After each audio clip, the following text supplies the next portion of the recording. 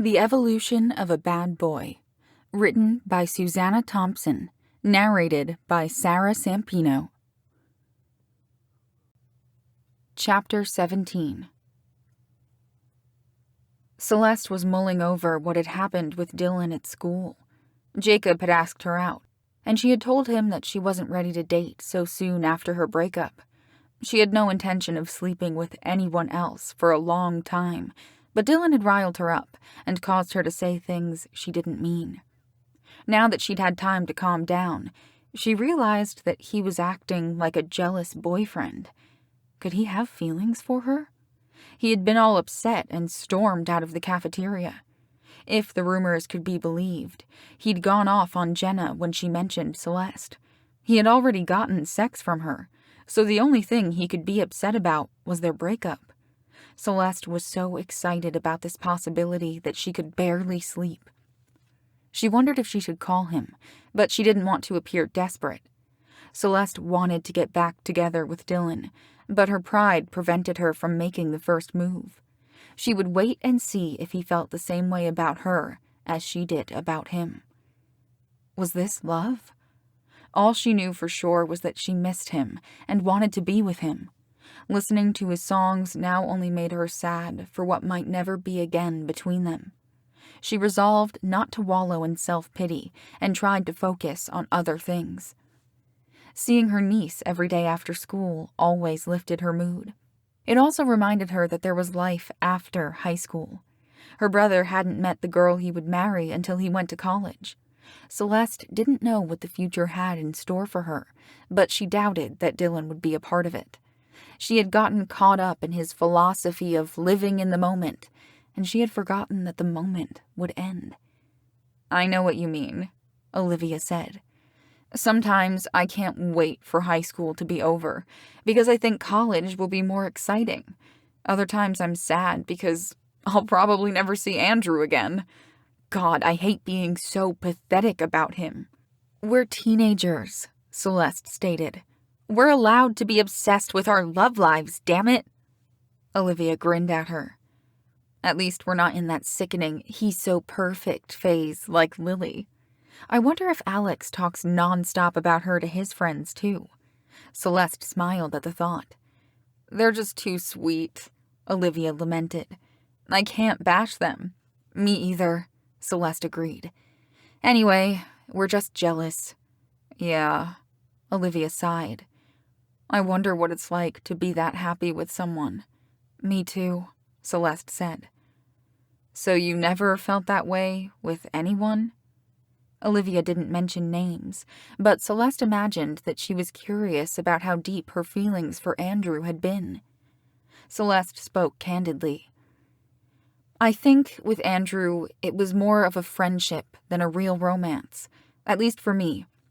It was so much more intense with Dylan, but I was too unsure of what we had to be able to feel happy." "Did you ever try talking to him about it?" Olivia asked. "No. Dylan's not the type to talk about feelings. He doesn't get emotionally attached. At least he says he doesn't." Celeste was still pondering his recent behavior. "Maybe you should talk to him anyway," Olivia advised. "It's worth a try. At least that way, you'll know for sure." "I think it might be better to just let it die," Celeste said. "Do you really see any kind of future for us? I mean, let's be realistic." "Love doesn't have anything to do with reason," Olivia replied. Celeste was astonished by her response. "This has nothing to do with love." "Maybe it does," Olivia suggested again. "Maybe you've fallen for him."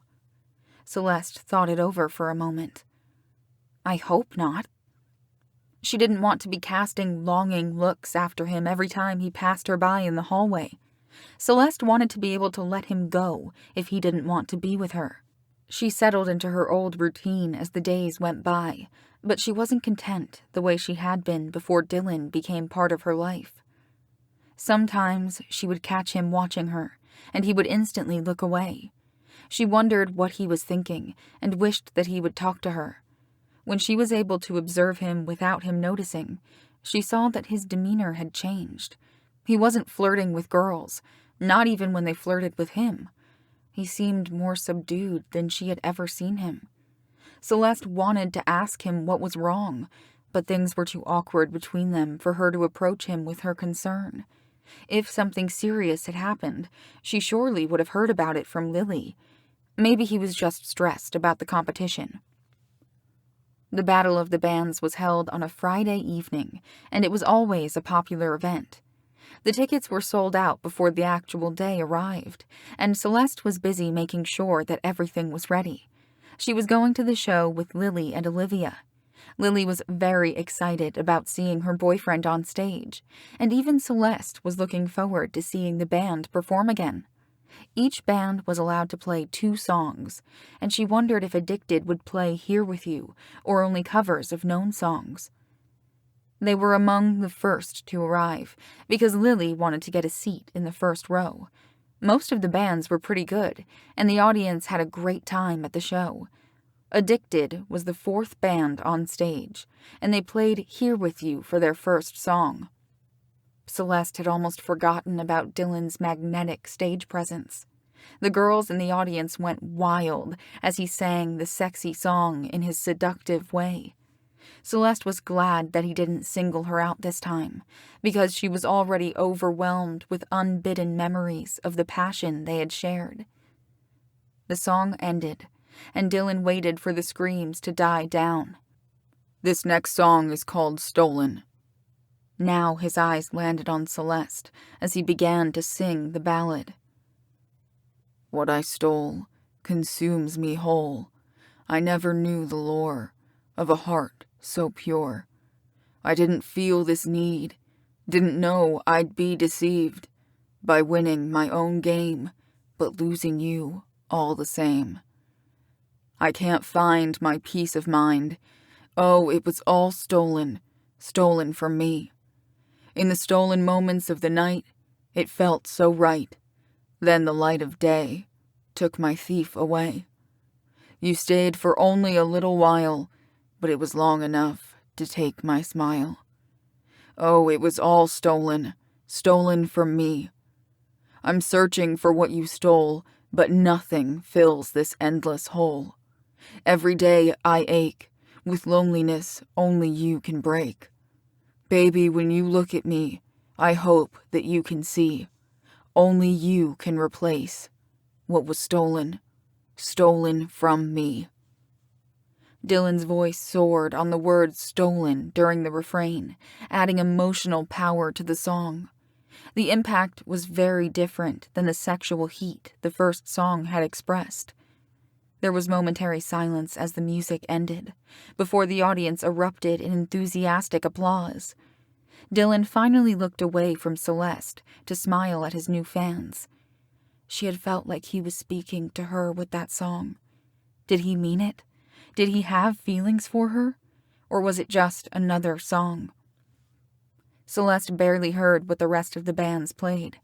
Her mind was on Dylan and what she should do now. Addicted won the Battle of the Bands, and Lily was so excited that she ran up on stage to hug Alex. He picked her up and spun her around in his exuberance. Dylan was surrounded by girls as soon as he stepped off the stage. Olivia and Celeste made their way over to congratulate Alex and the rest of the band. Jenna pulled Celeste aside.